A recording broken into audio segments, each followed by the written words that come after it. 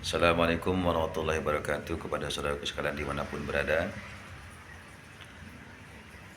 Hati-hati, ini ada pertanyaan. Bagaimana balasan bagi orang-orang yang menghina, menghujat, memusuhi, memfitnah para habaib? Jawabannya, mereka akan mendapatkan siksaan dunia wal akhirat ketika mereka tidak bertobat. Tapi ketika mereka bertobat, maka insya Allah Allah akan mengampuni. Siksaan di dunia bagi orang-orang yang menghina, memfitnah, merendahkan para habaib adalah mereka hidup di alam dunia ini nggak akan mendapatkan ketenteraman. Tidak ada kebarokahan, tidak ada ketenangan jiwa, tidak ada ketenangan batin. Jadi walaupun seolah-olah hidup mereka tercukupi, ada uang, segala macam fasilitas hidup enak, banyak teman seolah-olah, banyak pendukung seolah-olah, tapi dia sunyi sendirian. Hatinya itu berkecamuk, tidak ada kebahagiaan dalam dirinya. Itu siksaan dari Allah. Akhirnya ntar ujung-ujungnya depresi, orang seperti stres bakalannya. Dan dia akan mati su'ul khotimah. Dan dia akan dikenang sebagai orang yang telah memusuhi dari para habaib, dan dia rendah di hadapan manusia. Jadi di dunia saja Allah akan menyiksa, mengazab kepada orang-orang yang seperti ini, yang memfitnah, menghujat, ya, memusuhi, apalagi menolak, ya, tidak mengakui, merendahkan daripada nasab habaib. Maka mereka ini, ya kalau tidak taubat di alam dunia ini, akan mendapatkan kesengsaraan. Pokoknya bakal sengsara aja. Apapun, pokoknya hidupnya nggak ada bahagia-bahagianya, nggak ada nyaman-nyamannya. Karena nggak ada kebarokah. Mau bagaimana ada barokah? Mereka menyerang wali, menghina wali. Siapapun yang menghina wali, menyerang wali, memusuhi wali, maka dia mengumandangkan perang kepada Allah.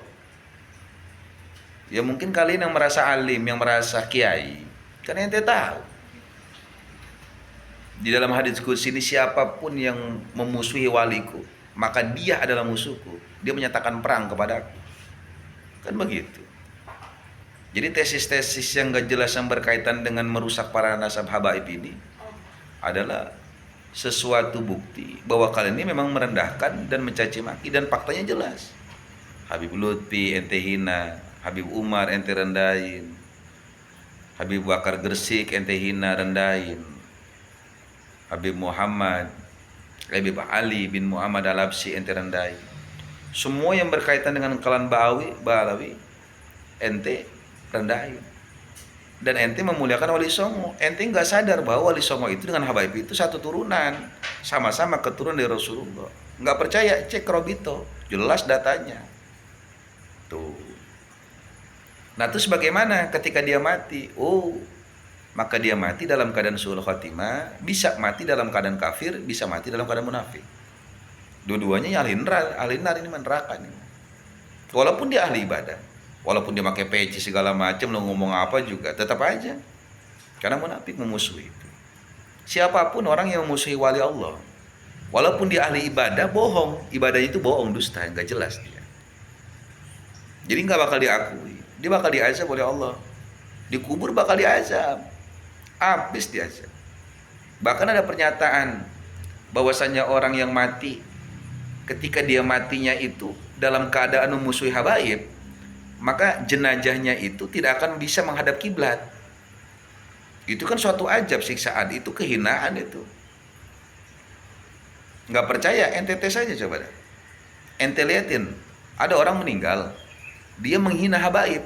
Nah dia mati, ketika dia menghina habaib nih, kemudian mati dia. Ente cek kuburannya, ente lihat jenazahnya, pasti nggak ngadep kiblat. Itu di alam kubur tuh, disiksa habis-habisan dia. Nah bagaimana ntar di padang mahsyar? Maka dia akan hina. Dan orang-orang yang seperti ini tidak akan pernah bisa melewati jembatan Shiratal Mustaqim. Salah satu dampak orang yang tidak akan selamat di jembatan Shiratal Mustaqim, ya, selain orang-orang yang melakukan dosa besar, adalah orang-orang yang menghina dan memusuhi, memfitnah dari para habaib. Ente mau jagoan di dunia, mau sampai kapan? Kita semua bakal mati. Kita cuma nungguin mati doang. Apa yang ente bisa? Hah? Apa yang ente punya? Bakal sirna semuanya. Kalimat, sirna semuanya. Apa yang mau jadi hebat? Hah? Apa yang mau kita andelin ntar bertemu dengan Rasulullah? Rasulullah nggak mau berhadapan dengan. Dan salah satu orang yang tidak akan mendapatkan syafaat Rasulullah itu adalah orang yang musuhi keturunannya. Para habaib ini udah masyhur, para salafus saleh udah mengakuin. Hanya misionaris, hanya orang ateis, hanya orang kafir yang tidak mengakui daripada bahwa habaib ini merupakan turunan daripada Rasulullah. Apapun argumentasi kitabnya, apapun namanya tesis, tetek, bengek, segala macam, apalagi nyampe nyuruh-nyuruh habaib untuk tes DNA. Oh ini kurang ajar, nggak jelas itu. Hati-hati.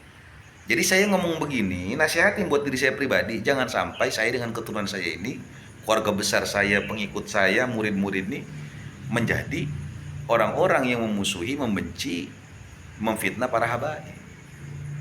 Apalagi tempat lahirnya para habaib di Hadramut Yaman itu dihina. Oh, nauzubillah min dzalik. Enggak bakal selamat dunia wal akhirat.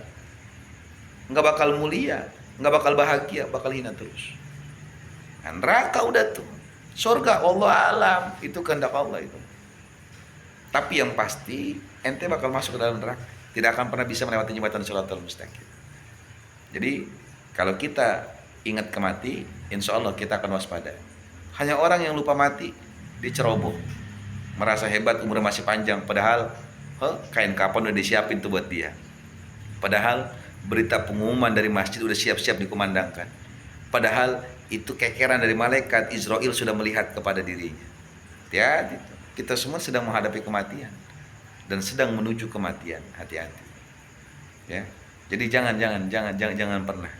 Kalau kita takut dengan siksaan Allah, kalau kita takut dengan kesengsaraan, maka jangan pernah nyentuh ranah itu. Tinggalkan itu. Apapun bentuknya, mau tesis, apa segala macam, ikutin salafus saleh, beres urusan. Beres, kita ini aman, mengikuti salafus saleh ini aman. Kita ngikutin Syekh Nawawi Tanahara, aman. Yang sudah jelas, mereka sudah meninggal, mereka membawa kemuliaan, hidupnya pun dikenang. Matinya aja membawa kebaikan buat kita. Para wali itu yang udah meninggal tuh kebarokahan. Sudah meninggalnya aja mereka masih memberikan manfaat buat kita. Nah ini yang udah jelas. Ikutin mereka salafus saleh. Insya Allah diri kita akan selamat dunia wal akhir. Dan insya Allah dengan barokah para habaib, barokah para wali, insya Allah kita ini tidak akan mendapatkan siksa daripada Allah Subhanahu Wa Taala. Amin ya rabbal alamin. Semoga manfaat. Assalamualaikum warahmatullahi wabarakatuh.